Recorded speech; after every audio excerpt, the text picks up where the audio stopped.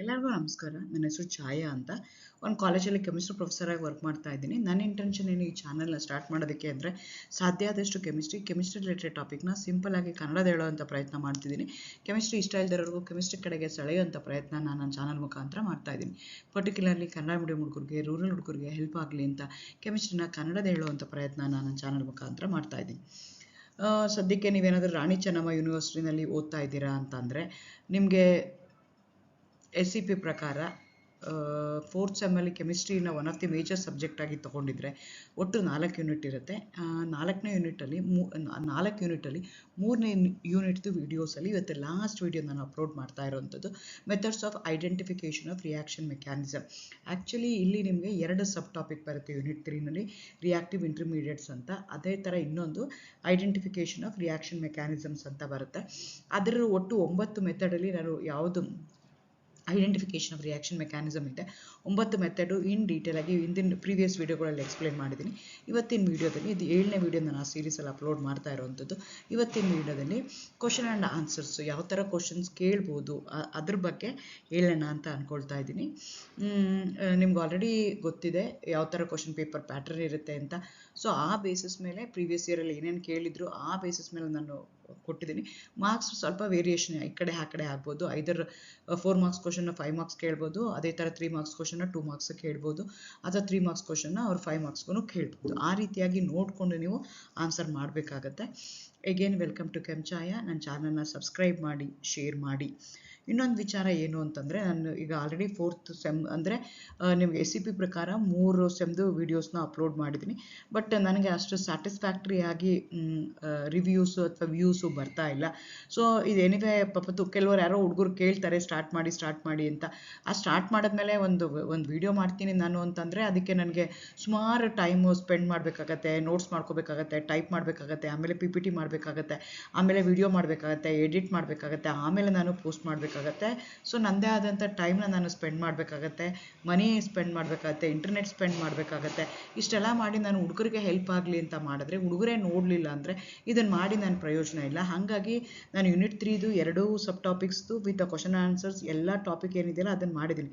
So ಚೆನ್ನಾಗಿ views ಬಂತು ಅಂತಂದರೆ ಮಾತ್ರ ನಾನು ಯೂನಿಟ್ 2ದು ಅಥವಾ ಯೂನಿಟ್ 4ದು ವೀಡಿಯೋಸ್ ಅಪ್ಲೋಡ್ ಮಾಡ್ತೀನಿ. ಇಲ್ಲ ಅಂತಂದರೆ ನಾನು ಯಾರೋ ನೋಡಲೇ ಇಲ್ಲ ಅಂತಂದರೆ 0 ವ್ಯೂಸ್ ಇದೆ ಅಂತಂದರೆ ನಾನು ಅಪ್ಲೋಡ್ ಮಾಡಿ ಏನೇ ಪ್ರಯೋಜನ ಅಂತ ಅನ್ನಿಸ್ತಾ ಇದೆ. ಯೋಚನೆ ಮಾಡಿ, ವ್ಯೂಸ್ ಬಂದರೆ ಮಾತ್ರ ನಾನು ನೆಕ್ಸ್ಟ್ ಯೂನಿಟ್ ವೀಡಿಯೋಸ್ ಹಾಕ್ತೀನಿ, ಇಲ್ಲ ಅಂದರೆ ಇಲ್ಲ. Again welcome to Kenchaya. ಹೋಗಬೇಕಾಗತ್ತೆ. ಸೊ ನೀವು ಪ್ರಾಡಕ್ಟ್ ಅನಾಲಿಸಿಸ್ ಅಂತ ತಗೊಂಡ್ರೆ ಈ ಚಾಪ್ಟ್ರಲ್ಲಿ ಅಂದರೆ ಏನಾಯಿತು, ಈಗ ನನಗೆ ಒಂದು ರಿಯಾಕ್ಷನ್ ಇದೆ, ಆ ರಿಯಾಕ್ಷನ್ ಯಾವುದೋ ಒಂದು ದಿಕ್ಕಲ್ಲಿ ಪ್ರೊಸೀಡ್ ಆಗ್ತಾ ಇದೆ. How it going to proceed, what are the intermediate that I am going to get, everything about the cleaving of the bond, again how the new bonds have been formed, what are the intermediates and how those intermediate going to convert into a product, entire thing I can analyze without doing the reaction. ಅದಕ್ಕೆ ನಾವೇನಂತ ಕರಿತೀವಿ, product analysis. Depending upon the product that I am going to get, I am going to consider the mechanism of that particular reaction. how I am going to consider the in what path the reaction has been proceed. ಅದಕ್ಕೆ ನಾವೇನಂತ ಕರಿತೀವಿ, mechanism ಅಂತ ಹೇಳ್ತೀವಿ. ಯಾವುದೇ ಒಂದು reaction mechanism ತಿಳ್ಕೋಬೇಕು ಅಂದರೆ there are many methods are there. ಅದರಲ್ಲಿ ಒಂದು ಮೆಥಡ್ ಏನಂದ್ರೆ ಯಾವ ಪ್ರಾಡಕ್ಟ್ ಬಂದಿದೆ ಅನ್ನೋ ಥರ ನಾನು ಐಡೆಂಟಿಫೈ ಮಾಡ್ಕೋಬೋದು. ಸೊ ಈ ಪ್ರಾಡಕ್ಟ್ ಬಂದಿದೆ ಅಂದರೆ this is the way it has to be formed. ಇದೇ ಥರ ಹೋಮೋಲಿಟಿಕಲಿ ಕ್ಲೀವ್ ಆಗಿದೆಯಾ, ಹೆಟ್ರೋಲಿಟಿಕಲಿ ಕ್ಲೀವ್ ಆಗಿದೆಯಾ, ಕಾರ್ಬೋಕೆಟಿಯಾನ್ ಬಂದಿದೆಯಾ, ಕಾರ್ಬನಿಯಾನ್ ಬಂದಿದೆಯಾ, ನೈಟ್ರೀನ್ಸ್ ಬಂದಿದೆಯಾ, ಕಾರ್ಬಿನ್ಸ್ ಬಂದಿದೆಯಾ, ವಾಟ್ಸ್ ಅನ್ ಇಂಟರ್ಮೀಡಿಯೇಟ್, ಆಮೇಲೆ that intermediate how it has been converted into product, entire thing ನನಗೆ ಗೊತ್ತಾಗುತ್ತೆ if I know the formation of the product. So ಅದಕ್ಕೆ ನಾವೇನಂತ ಕರಿತೀವಿ, ಪ್ರಾಡಕ್ಟ್ ಅನಾಲಿಸಿಸ್ ಅಂತ ಕರಿತೀವಿ. ಈಗ ಯಾವುದೋ ಒಂದು ರಿಯಾಕ್ಷನ್ ಇದೆ, A+B will going to give C+D ಅಂತ ಹೇಳ್ತಾ ಇದ್ದೀವಿ. A+B ಯಾವ ಥರ ಕ್ಲೀವ್ ಆಗಿ, ಓಲ್ಡ್ ಬಾಂಡ್ ಕ್ಲೀವ್ ಆಗಿ ಯಾವ ಥರ ಇಂಟರ್ಮೀಡಿಯೇಟ್ ಬರುತ್ತೆ, ಆ ಇಂಟರ್ಮೀಡಿಯೇಟು ಹೇಗೆ ಪ್ರಾಡಕ್ಟ್ ಆಗಿ ಕನ್ವರ್ಟ್ ಆಗುತ್ತೆ, the entire process, the entire ಪಾತ್ಗೆ ನಾವೇನಂತ ಕರಿತೀವಿ, ಮೆಕ್ಯಾನಿಸಮ್. ಸೊ ರಿಯಾಕ್ಷನ್ ಮೆಕ್ಯಾನಿಸಮ್, ಈ ರಿಯಾಕ್ಷನ್ ಇದೇ ಥರ ಆಗಿದೆ ಅಂತ ನನಗೆ ಗೊತ್ತಾಗಬೇಕು ಅಂದರೆ ಯಾವ ಥರ ಪ್ರಾಡಕ್ಟ್ ಬಂದಿದೆ ಅನ್ನೋದ್ರ ಮೇಲೆ ನಾನು ಐಡೆಂಟಿಫೈ ಮಾಡ್ತೀನಿ. There are many methods are there, nearly 6 different methods according to your syllabus ಓದಬೇಕು ಅಂತ ಹೇಳಿದ್ದಾರೆ. ಅದರಲ್ಲಿ ಒನ್ ಆಫ್ ದಿ ಮೆಥಡ್ ಏನು ಅಂದರೆ ಕ್ರಾಸ್ ಓವರ್ ಎಕ್ಸ್ಪೆರಿಮೆಂಟ್ಸ್ ಅಂತ. ನಾನು ಮುಂಚೆನೇ ಹೇಳ್ದಂಗೆ A+B will going to give C+D ಅಂತ ಹೇಳಿದ್ವಿ. C+D ಬಂದಿದೆ ಪ್ರಾಡಕ್ಟ್ ನನಗೆ. ಅದೇ ಸಿ ಯಾವುದಿದೆ ಡಿ ಯಾವುದಿದೆ ಅಂತ ನನಗೆ ಗೊತ್ತಾಗಿದೆ. ಬೈ ಸ್ಪೆಕ್ಟ್ರೋಸ್ಕೋಪಿಕ್ ಟೆಕ್ನಿಕ್ಸ್ ನಾನು ಅದನ್ನು ಐಡೆಂಟಿಫೈ ಮಾಡ್ಕೊಂಡಿದ್ದೀನಿ. ಆದರೆ ಯಾಕೆ ಸಿನೇ ಬಂದಿದೆ, ಯಾಕೆ ಡಿನೇ ಬಂದಿದೆ ಅನ್ನೋದಕ್ಕೆ ನಾವೇನು ಮಾಡ್ತೀವಿ, ಎ ಬಿನಲ್ಲಿ ಏನು ಮಾಡ್ತೀವಿ, ಅಲ್ಲಿ ಎ ಜಾಗಕ್ಕೆ ಬಿ ಹಾಕ್ತೀವಿ, ಬಿ ಜಾಗಕ್ಕೆ ಎ ಹಾಕಿ ನಾನ್ ಐಡೆಂಟಿಕಲ್ ರಿಯಾಕ್ಟೆಂಟ್ಸ್ನ ಹಾಕ್ಬಿಟ್ಟು ಯಾವ ರೀತಿ ಆಗಿದೆ ರಿಯಾಕ್ಷನ್ ಕ್ರಾಸ್ ಓವರ್ನ ಮಾಡ್ತೀವಿ. ಅದಕ್ಕೆ ನಾವೇನಂತ ಕರಿತೀವಿ, ಕ್ರಾಸ್ ಓವರ್ ಎಕ್ಸ್ಪೆರಿಮೆಂಟ್ಸ್ ಅಂತ ಕೇಳ್ತಾರೆ. 2 ಮಾರ್ಕ್ಸ್ ಕೇಳಿದ್ದಾರೆ. It's a method use to study the mechanism of chemical reaction. ಈ ಚಾಪ್ಟರ್ ಮೇಲೆ ಪ್ರಾಡಕ್ಟ್ ಅನಾಲಿಸಿಸ್ ಮೇಲೆ ಯಾವುದೇ ಕ್ವಶನ್ ಬಂದರೂ this will be your first sentence. It is a method use to study the mechanism of a chemical reaction. ಇಲ್ಲಿ ನೀವು ಈ product analysis ಓದುವಂಥ ಎಲ್ಲ ಮೆಥಡ್ಸ್, ಅದು ಕ್ಲಾಸ್ ಓವರ್ ಇರ್ಬೋದು, ಐಸೋಟೋಪಿಕ್ ಮೆಥಡ್ ಇರ್ಬೋದು, ಐಸೋಲೇಷನ್ ಇರ್ಬೋದು, ಐಡೆಂಟಿಫಿಕೇಶನ್ ಇರ್ಬೋದು, ಎಲ್ಲ ಮೆಥಡ್ಸಲ್ಲೂ ಏನು ಹೇಳ್ತೀವಿ ಅಂದರೆ it's a method use to identify the mechanism of a chemical reaction ಅಂತ ಹೇಳಬೇಕು. ಇಲ್ಲೇನು ಮಾಡ್ತೀವಿ, ಕ್ರಾಸ್ ಓವರ್ ಇರೋದಕ್ಕೋಸ್ಕರ A+B ಇದೆಯಲ್ಲ, ಅದನ್ನು ನಾವೇನು ಮಾಡ್ತೀವಿ ಅಂತಂದರೆ ಮುಂದಿನ ಸ್ಲೈಡ್ಗಳಲ್ಲಿ ಎಕ್ಸ್ಪ್ಲೈನ್ ಮಾಡ್ತೀನಿ. ಅದೇನಾಗುತ್ತೆ ಅಂದರೆ ಎ ಜಾಗಕ್ಕೆ ಬಿ ಹಾಕ್ತೀವಿ, ಬಿ ಜಾಗಕ್ಕೆ ಎ ಹಾಕ್ಬಿಟ್ಟು ಆ ರಿಯಾಕ್ಷನ್ ಆಗತ್ತಾ ಇಲ್ವಾ ಅಂತ ನಾವು ಐಡೆಂಟಿಫೈ ಮಾಡ್ತೀವಿ. ಇದಕ್ಕೆ ನಾವೇನಂತ ಕರಿತೀವಿ, ಕ್ರಾಸ್ ಓವರ್ ಎಕ್ಸ್ಪೆರಿಮೆಂಟ್. ನನಗೆ ಈ ಪ್ರಾಡಕ್ಟ್ ಬಂದಿದೆ ಅಂತಂದರೆ this is the way it has been proceed, this is the way it has been moving ಅನ್ನೋದು ನನಗೆ ಗೊತ್ತಾಗುತ್ತೆ. Whether a rearrangement is 1 step or 2 step process can be decided by carrying out the reaction, taking a mixture of 2 similar constituent but non-identical reactants, then analyzing the product. This process we are going to call it as the crossover experiment. ಇದು 2 mark ಕೇಳಿದ್ದಾರೆ. Just ನೀವು ಇಷ್ಟು ಹೇಳಿದ್ರೆ ಸಾಕು. ಒಂದು method 1 mark, method use to study the mechanism of a chemical reaction, ಅದಕ್ಕೆ 1 mark. Cross over experiments ಅಂದರೆ ಏನು ಅಂತ ಹೇಳಿದ್ರೆ 1 mark. Explain the isotropic labelling with an example. ನಾನು ಮುಂಚೆನೇ ಹೇಳ್ದಂಗೆ there are many methods are there to identify the path of the reaction, mechanism of the reaction based on the product that has been formed. ಅದರಲ್ಲಿ one of the method is isotopic labeling. ಇದು 3 mark ಕೇಳಿದ್ದಾರೆ. ಇದಕ್ಕೆ tracer technique ಅಂತಲೂ ಹೇಳ್ತಾರೆ. ಇಲ್ಲೇನು ಮಾಡ್ತೀವಿ ಅಂದರೆ ನಾವು ಆ ಪ್ರಾಡಕ್ಟ್ ಯಾವುದಿರುತ್ತಲ್ಲ, ಆ ರಿಯಾಕ್ಟೆಂಟ್ಸ್ ಯಾವುದಿರುತ್ತಲ್ಲ, ಆ ರಿಯಾಕ್ಟೆಂಟ್ಸ್ಗೆ ನಾವೇನು ಮಾಡ್ತೀವಿ, ಯಾವ್ದಾದ್ರು ಒಂದು ನಾರ್ಮಲಾಗಿ ಮಾಡ್ತೀವಿ, ಇನ್ನೊಂದು ವಿತ್ ಐಸೋಟೋಪಿಕ್ ಲೇಬ್ಲಿಂಗು ಮಾಡ್ತಾ ಹೋಗ್ತೀವಿ. When one isotope is bonded to the atom is replaced by its heavier isotopes, the rate of bond breaking becomes slower. So, by comparing the rate of the original bond breaking with that of the heavier isotope substituted bond, we can determine whether the particular bond breaks in the rate determining step or not. The effect of a heavier isotope on the rate of the bond breaking is called as isotopic effect. ಈಗ ಐಸೋಟೋಪಿಕ್ effect ಅಂದ್ರೆ ಏನು ಅಂದರೆ, ಒಂದು normal reaction ಮಾಡ್ತೀವಿ, ಆ normal reaction ಏನು ಮಾಡ್ತೀವಿ with a heavier isotope ಹಾಕಿ ಮಾಡ್ತೀವಿ. Since we are using the heavier isotope, bond cleavage late ಆಗುತ್ತೆ, ರಿಯಾಕ್ಷನ್ ರೇಟು ಸ್ಲೋ ಆಗುತ್ತೆ. ಇದನ್ನು ನಾವು ಸ್ಟಡಿ ಮಾಡ್ತೀವಲ್ಲ, ಇದಕ್ಕೆ ನಾವೇನಂತ ಕರಿತೀವಿ, ಐಸೋಟೋಪಿಕ್ ಎಫೆಕ್ಟ್ ಅಂತ ಹೇಳ್ತೀವಿ. ಇದನ್ನು ಬರೆದ್ರೆ ನೀವು 1 ಮಾರ್ಕ್ ಕೊಡ್ತಾರೆ. You are going to explain that with an example. Most important information can be obtained by using the molecules that have isotopically labeled and tracing the path of the reaction in that way. For example, ester undergoes hydrolysis to form a mixture of carboxylic acid and alcohol. ಇದು ನಿಮಗೆ ಗೊತ್ತಿರುವಂಥದ್ದು. Hydrolysis of an ester ಇದೆ, ಎಸ್ಟರ್ನ hydrolysis ಮಾಡಿದ್ರೆ carboxylic acid ಮತ್ತು ನನಗೆ alcohol ಬರುತ್ತೆ. ಇಲ್ಲಿ ಏನು ಮಾಡ್ತೀನಿ ಅಂತಂದರೆ, I want to check whether the cleavage is taking place between COO or OR ಮಧ್ಯದಲ್ಲಿ ಆಗ್ತಾ ಇದೆಯಾ ಅಂತ ನನಗೆ ಕ್ಲಿವೇಜು ಗೊತ್ತಾಗಬೇಕು. ಹಂಗಾಗಿ ನಾನು ರಿಯಾಕ್ಷನ್ ಪಾತ್ನ ಐಡೆಂಟಿಫೈ ಮಾಡಬೇಕು ಅಂತಂದರೆ ನಾನೇನು ಮಾಡ್ತೀನಿ, 2 ಪಾತ್ನ ಹೇಳ್ತೀನಿ. ಒಂದಕ್ಕೆ ಏನು ಮಾಡ್ತೀನಿ ಅಂತಂದರೆ, ಎನಲ್ಲಿ ಏನಿದೆಯಲ್ಲ ಆಕ್ಸಿಜನ್ ಏನು ಮಾಡ್ತೀನಿ ಲೇಬಲ್ ಮಾಡ್ತೀನಿ, ಬಿನಲ್ಲೂ ನಾನು ಮಾಡ್ತೀನಿ. ಸೊ ಹೇಗೆ ಕ್ಲೀವ್ ಆಗುತ್ತೆ ಅಂತ ನನಗೆ ಈಗ ಆ ಮಧ್ಯದಲ್ಲಿರುವಂಥ O ಇದೆಯಲ್ಲ, ಆಕ್ಸಿಜನ್ ಇದೆಯಲ್ಲ, C+O ಅಲ್ಲ, ಬರೀ O ಇದೆಯಲ್ಲ, ಅದನ್ನಷ್ಟೇ ಏನು ಮಾಡ್ತೀನಿ ನಾನು ಲೇಬಲ್ ಮಾಡ್ತೀನಿ. The products may be obtained have been formed by the acyl oxygen bond fusion or alkyl oxygen bond fusion.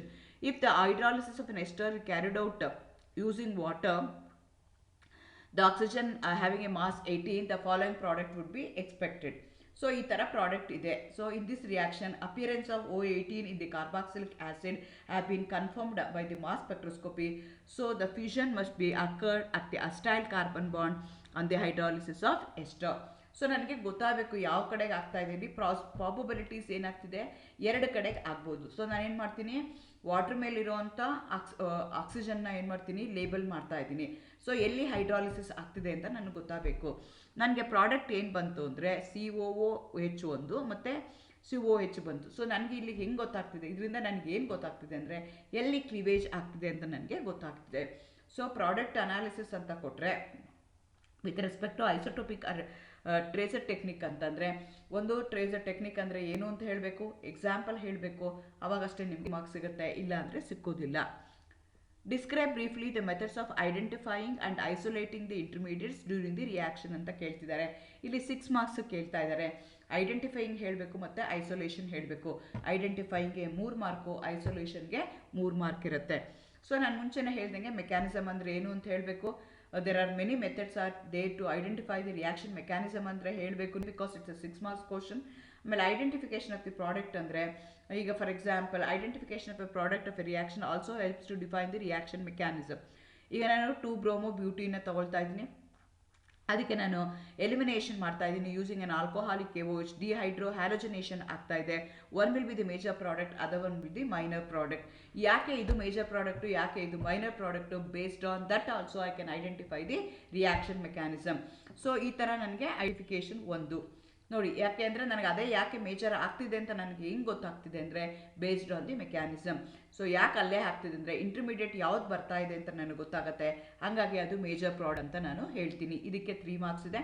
ಹಂಗಂದರೆ ಏನು ಅಂತ ಹೇಳಬೇಕು, ಎಕ್ಸಾಂಪಲ್ನ ಕೊಡಬೇಕು. ಹೇಳಿದ್ದಕ್ಕೆ 1 ಮಾರ್ಕು, ಎಕ್ಸಾಂಪಲ್ಗೆ 2 ಮಾರ್ಕ್ಸ್. ಅದೇ ಥರ ಐಸೋಲೇಷನ್ ಆಫ್ ಇಂಟರ್ಮೀಡಿಯೇಟ್.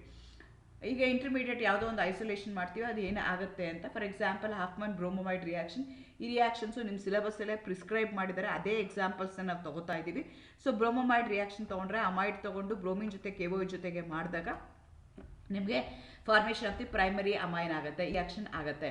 ಸೊ ಇಲ್ಲಿ ಏನು ಮಾಡಬೇಕು, ನಾವು ಇಂಟರ್ಮೀಡಿಯೇಟ್ ಯಾವ್ದು ಬರ್ತಿದೆ ಅಂತ ನಾವು ಐಡೆಂಟಿಫೈ ಮಾಡ್ಕೋಬೇಕು. ಇಂಟರ್ಮೀಡಿಯೇಟ್ ಪ್ರಾಬಬಿಲಿಟೀಸ್ ಯಾವುದಿರ್ಬೋದು ಅಂದರೆ 3 ಇಂಟರ್ಮೀಡಿಯೇಟ್ಸು ಫಾರ್ಮ್ ಆಗುತ್ತೆ, ಅದನ್ನು ಐಸೋಲೇಟ್ ಮಾಡ್ತೀವಿ. ಹಂಗಾಗಿ ನನಗೆ ರಿಯಾಕ್ಷನ್ ಪಾತು ಇದೇ ಆಗಿದೆ ಅಂತ ನನಗೆ ಹೇಳೋದಕ್ಕೆ ಈಸಿ ಆಗುತ್ತೆ.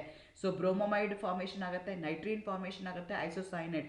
These are the 3 intermediates that I am going to get during this particular reaction, that in turn going to give me the primary amine.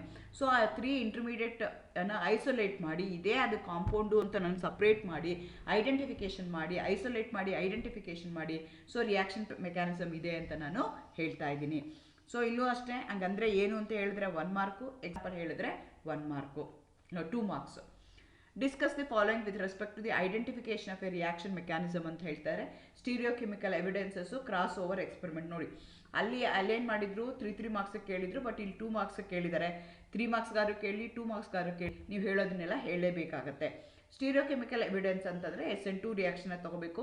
SN2 ರಿಯಾಕ್ಷನ್ನ ತೊಗೊಂಡ್ರೆ ನಿಮ್ಗೆ ಯಾವಾಗಲೂ ಏನಾಗುತ್ತೆ, ಇನ್ವರ್ಷನ್ ಪ್ರಾಡಕ್ಟ್ ಬರ್ತಾ ಹೋಗುತ್ತೆ. ಯಾಕೆ ಪ್ರಾಡಕ್ಟ್ ಬರುತ್ತೆ ಅಂತಂದರೆ ಅಲ್ಲಿ ಆಗುವಂಥ ಇಂಟರ್ಮೀಡಿಯೇಟ್ ಯಾವುದಿದೆ, ದ ರಿಯಾಕ್ಷನ್ ಪಾತ್ ಯಾವ ಥರ ಇದೆ. ಸೊ ದಿ ಎಂಟೈರ್ ಚಾಪ್ಟರ್ ಹಿಂಗೆ ಅಂತಂದರೆ ನಿಮ್ಗೆ ಯಾವುದೋ ಒಂದು ಪ್ರಾಡಕ್ಟ್ ಬಂದಿದೆ, ಆ ಪ್ರಾಡಕ್ಟ್ ಯಾಕೆ ಬಂದಿದೆ, ಆ ಪ್ರಾಡಕ್ಟ್ ಅದೇ ಬರಬೇಕು ಅಂದರೆ what is the reaction mechanism, the way in which your reactants are broken and how the intermediates are formed, how the product is formed, entire path ಅದನ್ನು ನಾವು ಕಲ್ತ್ಕೊಳ್ತೀವಿ. ಅದನ್ನು ಹೇಗಾಗಿದೆ ಅಂತ ನೋಡ್ತೀವಿ. ಅದನ್ನು ಹೆಂಗೆ ಐಡೆಂಟಿಫೈ ಮಾಡ್ತೀವಿ, based on the product that I am going to get. More than 1 product ಬಂದಿರ್ಬೋದು, ಯಾವುದು ಮೇಜರ್ ಪ್ರಾಡಕ್ಟ್ ಆಗಿದೆ, ಯಾಕೆ ಮೈನರ್ ಪ್ರಾಡಕ್ಟ್ ಆಗಿದೆ, ಯಾಕೆ ಅದೇ ಪ್ರಾಡಕ್ಟ್ ಬಂದಿದೆ ಅಂತ ನಾವು ಆ ಬೇಸಿಸ್ ಮೇಲೆ ರಿಯಾಕ್ಷನ್ ಮೆಕ್ಯಾನಿಸಮ್ ಇದು ಇರ್ಬೋದಾ ಅಂತ ಹೇಳ್ತೀವಲ್ಲ, ಅದಕ್ಕೆ ನಾವೇನಂತ ಕರಿತೀವಿ, ಪ್ರಾಡಕ್ಟ್ ಅನಾಲಿಸಿಸ್ ಅಂತ ಹೇಳ್ತೀವಿ. ಸ್ಟೀರಿಯೋಕೆಮಿಕಲ್ ಎವಿಡೆನ್ಸ್ ಅಂದರೆ ನೀವು SN2 ತೊಗೋಬೇಕು. ಆಪ್ಟಿಕಲಿ ಆಕ್ಟಿವ್ ಐಸೋಮರ್ನ ತೊಗೊಂಡು ಅದಕ್ಕೆ ನೀವು SN2 ರಿಯಾಕ್ಷನ್ನ ಮಾಡಿದ್ರೆ with respect to alkyl halide, ಆವಾಗ ನಿಮಗೆ ಯಾವಾಗ ಇನ್ವರ್ಷನ್ ಬರುತ್ತೆ SN2. ಆದರೆ ಯಾಕೆ ಅಂತಂದರೆ ಇನ್ ಬಿಟ್ವೀನಲ್ಲಿ ನಿಮಗೆ ರಿಯಾಕ್ಷನ್ ಮೆಕ್ಯಾನಿಸಮ್ನ ಅದನ್ನೇ ಮಾಡ್ಕೋಬೋದು. ಅದೇ ಥರ ಕ್ರಾಸ್ ಓವರ್ ಎಕ್ಸ್ಪೆರಿಮೆಂಟ್, ಮುಂಚೆನೇ ಹೇಳಿದೆ, ಕ್ರಾಸ್ ಓವರ್ ಅಂದರೆ ನಾವು ರಿಯಾಕ್ಟೆಂಟ್ಸ್ನ ಚೇಂಜ್ ಮಾಡ್ತೀವಿ ಅಂತ. ಇಲ್ಲಿ ನೋಡಿ, ನಾವು 2 ರಿಯಾಕ್ಟೆಂಟ್ನ ತೊಗೊಂಡಿದ್ದೀವಿ. ಒಂದು ಏನು ತೊಗೊಂಡಿದ್ದೀವಿ, A ತೊಗೊಂಡಿದ್ದೀವಿ, ಇನ್ನೊಂದನ್ನು B ತೊಗೊಂಡಿದ್ದೀವಿ. ಎರಡಕ್ಕೂ ನಾವೇನು ಮಾಡ್ತಾ ಇದ್ದೀವಿ, AlCl3 ಮತ್ತು aqueous HCl ಜೊತೆಗೆ ನಾವು ಟ್ರೀಟ್ ಮಾಡ್ತಾ ಇದ್ದೀವಿ. A ಏನು ಕೊಡ್ತಾ ಇದೆ, Cನ ಕೊಡ್ತಾ ಇದೆ, B ಏನು ಕೊಡ್ತಾ ಇದೆ, Dನ ಕೊಡ್ತಾ ಇದೆ. ನೋಡ್ಕೋಬೇಕು A ಮತ್ತು Bನಲ್ಲಿ ಡಿಫ್ರೆನ್ಸ್ ಏನಿದೆ ಅಂತ. ಎನಲ್ಲಿ ಏನಾಗಿದೆ, ಕ್ಲೋರಿನ್ ಇಲ್ಲ, ಬಿನಲ್ಲಿ ನಾವು ಕ್ಲೋರಿನ್ನ ಹಾಕಿದ್ದೀವಿ, that is a difference. Next time ಏನು ಮಾಡ್ತೀವಿ ಅಂದರೆ A+B ಈಗ ಎ ಮತ್ತು ಬಿನ ತೊಗೊಂಡು ಅದೇ ರಿಯಾಕ್ಷನ್ ಮಾಡ್ತೀವಿ. ಫಸ್ಟ್ ಏನು ಮಾಡಿದ್ವಿ, ಎ ತೊಗೊಂಡು ಒಂದು ರಿಯಾಕ್ಷನ್ ಮಾಡಿದ್ವಿ, ಬಿ ತೊಗೊಂಡು ಒಂದು ರಿಯಾಕ್ಷನ್ ಮಾಡಿದ್ವಿ. ಏನೇನು ಪ್ರಾಡಕ್ಟ್ ಬರುತ್ತೆ ಅಂತ ಐಡೆಂಟಿಫೈ ಮಾಡಿ. ಈಗ ಎ ಬಿ ಎರಡನ್ನೂ ಸೇರಿಸ್ಬಿಟ್ಟು ಅದೇ ರಿಯಾಕ್ಷನ್ ಮಾಡ್ತಾ ಇದ್ದೀವಿ, ಏನು ಪ್ರಾಡಕ್ಟ್ ಬರುತ್ತೆ ಅಂತ ನಾವು ಐಡೆಂಟಿಫೈ ಮಾಡ್ತಾ ಇದ್ದೀವಿ. ಎ ಪ್ಲಸ್ ಬಿ ಮಾಡಿದಾಗ ಸಿ ಡಿನೂ ಬಂತು, ಅದ್ರ ಜೊತೆಗೆ ಇ ಪ್ಲಸ್ ಎಫ್ನೂ ಬರ್ತಾ ಇದೆ.